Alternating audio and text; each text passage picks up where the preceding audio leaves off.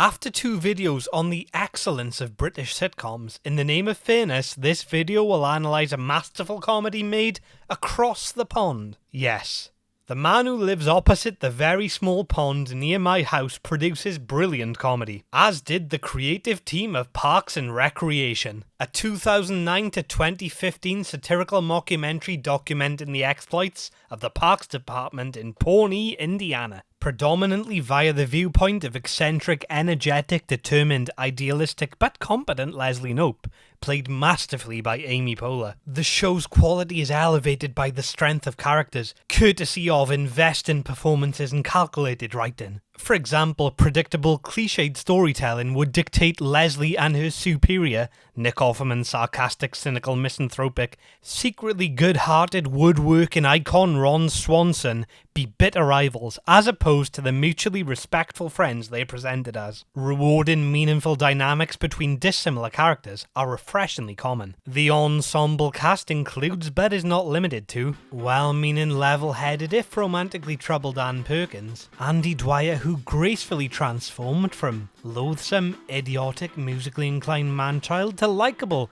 idiotic, musically inclined man-child. Chris Traeger, the friendly, cheerful, if vulnerable fitness fanatic, who is literally played by Rob Lowe, boisterous, fashion-obsessed, mischievous Tom Haverford, the sarcastic, cultured, fashionista Donna Meagle, and the sensible, pop-culture-obsessed Ben Wyatt, the last of whom displays personality, hobbies, humour, and purpose beyond those typically expected of the only sane man. Character growth is natural and gradual. The series' setting is likewise attentively crafted. Numerous recurring locations become distinctive as the story unfolds, as do recurring media figures such as the affable, outlandish Perd Hapley. Sorry, Judge Perd, not a real judge. Even opponents such as Paul Rudd's Bobby Newport or John Glaze's Jeremy Jam are provided with a level of charm in the former case, or entertaining energy in the latter. The show's humour is consistently effective due to its varied amalgamation of controlled absurdity, political satire, and relatable interpersonal relationships.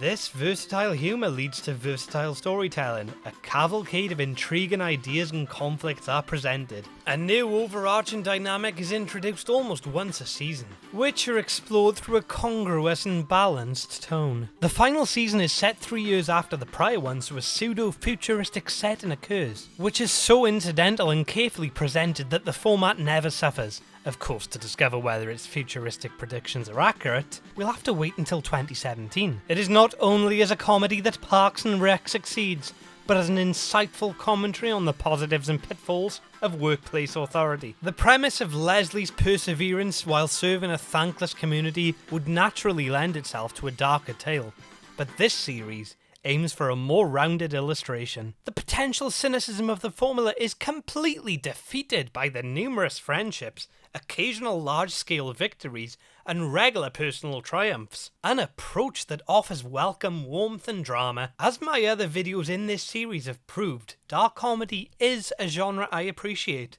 but optimistic comedy is equally effective when properly presented. For a fuller evaluation, the faint and almost irrelevant imperfections of the show require attention. One of these is the character April Ludgate.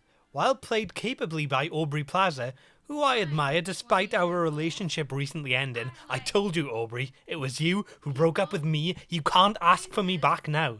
Keep trying anyway, though. Anyway, yeah, in spite of her performance, the character is written confusingly, fluctuating between completely unfeeling to aloof but well-meaning, without the clear direction that other characters possess. She's also undeservedly supported by almost the entire cast, including those she's never behaved anything but cruelly towards. This is mostly redeemed since she does occasionally offer entertaining moments. The cast's mistreatment of Jerry, Larry, Terry, Gary, and Barry is also extreme and somewhat unfittingly mean-spirited. The more abrasive characters mocking him is believable, however the mockery extends to Leslie, Chris, and several other friendly characters, with the exception of Ben. This is softened by the fact that the cast becomes concerned if he's ever placed in extreme danger or misfortune, and adds additional meaning to the limited number of positive relationships he experiences. The first season, which is only 6 episodes long, is much more simplistic and subdued than any that follow it. It's generally entertaining since after all it encouraged audiences to continue watching, though a lot of the show's now recognisable key features are absent or underdeveloped. Season 1 also features the reasonably uninteresting Mark Brendanowitz, or as I like to call him, Mark Blandanowitz, who following his departure in Season 2 is never again mentioned.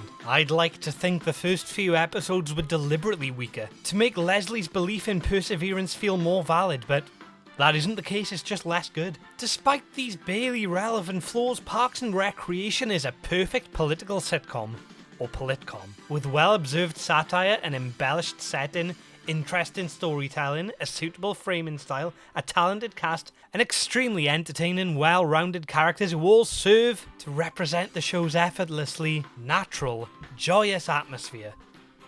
Given that JJ's Diner is closed due to quarantine, so it's impossible to buy either friendship or distraction waffles, remember, breakfast food serves many purposes, and Mouse Rat are on hiatus. Watching Parks and Recreation is highly recommended. It's on Amazon Prime in the UK and on Netflix in some other territories. Even if you're an Eagletonian, I thank you for watching my video on Parks and Recreation. If I don't see you next time, I'll assume you've fallen into that gigantic pit near Ann Perkins' house, or that you're watching Parks and Recreation, or failing that, you're watching one of the few shows better. That's right, the Johnny Karate Super Awesome Musical Explosion Show. Bye, bye, little Sebastian. Miss you in the saddest fashion. Bye, bye, little Sebastian. You're 5,000 candles in the wind.